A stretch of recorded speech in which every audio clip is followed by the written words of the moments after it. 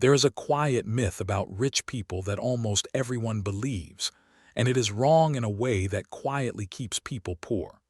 The myth is that the wealthy buy the expensive things. The cars, the watches, the bags, the toys you see in the highlight reel. So you assume that the path runs in that direction. Make more, then buy more of the impressive stuff, and one day you will have arrived. But if you actually look at what genuinely wealthy people spend their money on, you find something strange. They are barely buying the things at all. They are buying something else entirely, something almost invisible, and it is the whole secret. So let me tell you what the rich actually buy. Start with the one distinction that separates wealth from the appearance of it. There are two kinds of things you can spend money on. The first kind takes money out of your pocket every month forever. The car payment, the watch on a plan, the bigger apartment, the upgrade. These are liabilities. They cost you to own them. The second kind does the opposite. It puts money into your pocket. It pays you month after month, whether you are working or sleeping or on a beach somewhere. These are assets, and here is the entire game in one sentence. The poor and the middle class buy liabilities they think are assets. The wealthy buy assets quietly, relentlessly for decades.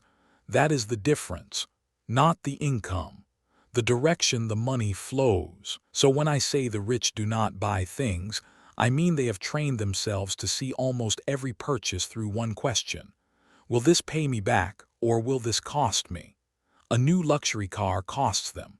A share of a profitable business pays them. A designer wardrobe costs them. A rental property pays them. They are not more disciplined because they are cold or joyless. They are more disciplined because they have felt in their own accounts the difference between owning something that feeds you and owning something that eats you. Let me make this concrete with the single cleanest example, because once you see it, you cannot unsee it. Take $50,000. You could buy a beautiful luxury watch with it. The moment you walk out of the store, that watch loses value. Most luxury watches drop 20 to 50% almost immediately, and on average lose about a third of their value in the first year alone, which is worse than a car. A few rare models hold their value, but the overwhelming majority quietly bleed. So a year later, your $50,000 object is worth perhaps $33,000 and falling. Now take that same $50,000 and buy an asset instead. Put it into a broad index fund of the American stock market, which has returned about 10% a year on average for nearly a century, and then do nothing. Leave it completely alone for 30 years. That $50,000 becomes about $870,000. Read those two outcomes side by side. The same $50,000.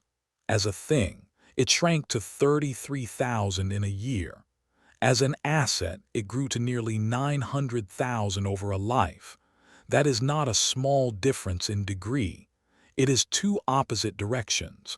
One number falls for the rest of its life. The other climbs for the rest of yours. And it gets better because the asset does not just grow. It eventually pays you.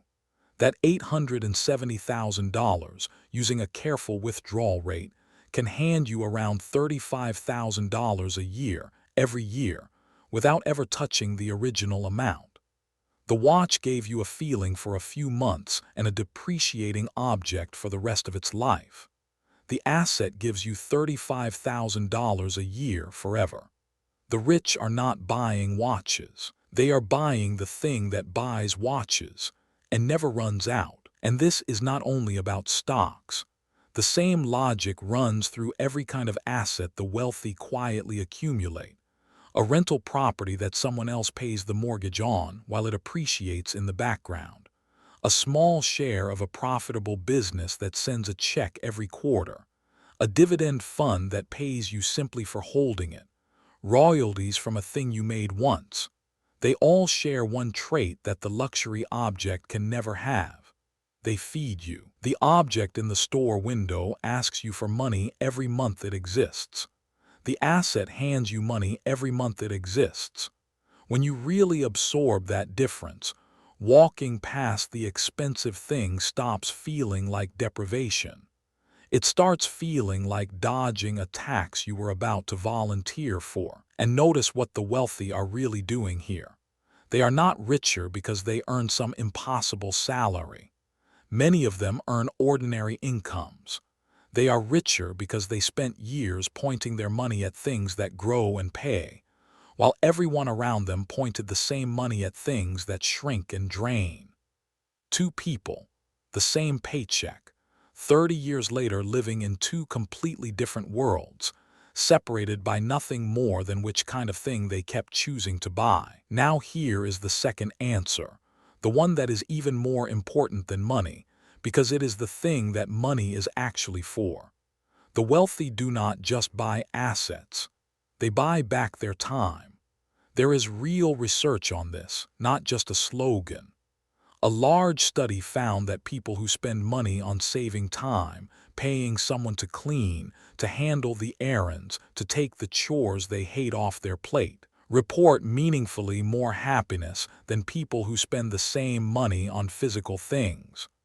The time-saving purchase beat the material purchase consistently across income levels, and the wealthy understand this in their bones. They will happily pay to delete the tasks that drain them because they have done the one piece of math that matters most. You can always earn more money. You can never earn more time. It is the only truly finite thing you own. So they spend money to buy hours back and then spend those hours on the things money cannot buy at all, the people they love, the work that means something, the freedom to say no. The rich are not buying things. They are buying time, and the freedom that time turns into. Put a real number on it for a second, because it reframes everything. Say a few hours of chores you hate cost you $100 a month to hand off. Over a year, that is $1,200 to reclaim dozens of hours of your life, hours you spend on your family or your health or simply resting. Most people look at that $100 and call it an expense. The wealthy look at the hours and call it the best deal available.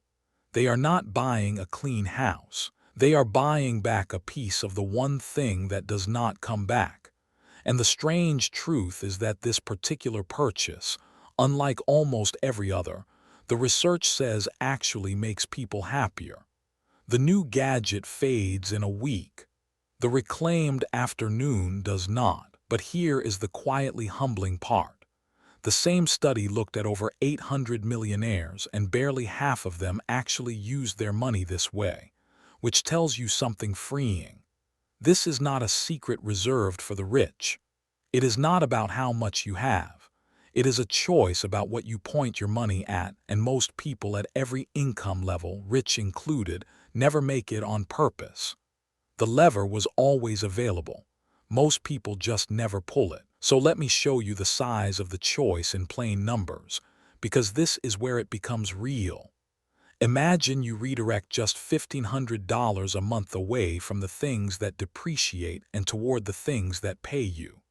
$1,500 a month into income-producing assets, growing at the market's long-run average for 20 years. That becomes about $1.1 million. Not from a lottery, not from a windfall, just from consistently buying the second kind of thing instead of the first. Every status object you skip is not a sacrifice. It is a deposit into a machine that will eventually pay your rent, your time, and your freedom for the rest of your life. So here is a question I would genuinely like you to answer in the comments. If you redirected the money you currently spend looking successful into things that actually pay you, what is the first asset you would buy? Be specific. Naming it is how it stops being a someday and starts being a plan. Now let me be clear about what this is not. This is not an argument that you can never enjoy a beautiful object. Of course you can. The wealthy buy beautiful things too. The difference is the order of operations. They build the assets first, until those assets generate enough income to comfortably pay for the luxuries, and then they let the assets buy the watch, while the principal stays untouched and keeps growing. They never sell their future to decorate their present. The object arrives as a byproduct of wealth, not as a substitute for it. That single reversal, assets first and toys second, is almost the entire difference between someone who looks rich for a decade and someone who is rich for life. And the principle reaches into every corner of a financial life.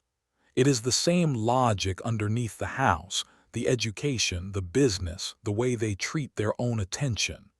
Every single time the wealthy ask the same quiet question: is this an asset or a liability? Does this pay me or cost me? Does this buy my freedom or rent me a feeling? And they keep choosing the asset, the freedom, the time over and over, especially in the moments when buying the impressive thing would have felt so good. That repeated, unglamorous choice, made 10,000 times over a life, is what actually compounds into wealth. So look again at the myth we started with. The rich do not buy the things you see them with. Those things are the smallest, last, and least important part of the story, the visible crumbs of an invisible machine. What they actually buy is the machine itself. Assets that pay them, time they reclaim, freedom that no employer and no emergency can take away. The objects were never the point. They were the leftover. The expensive things were never really the dream.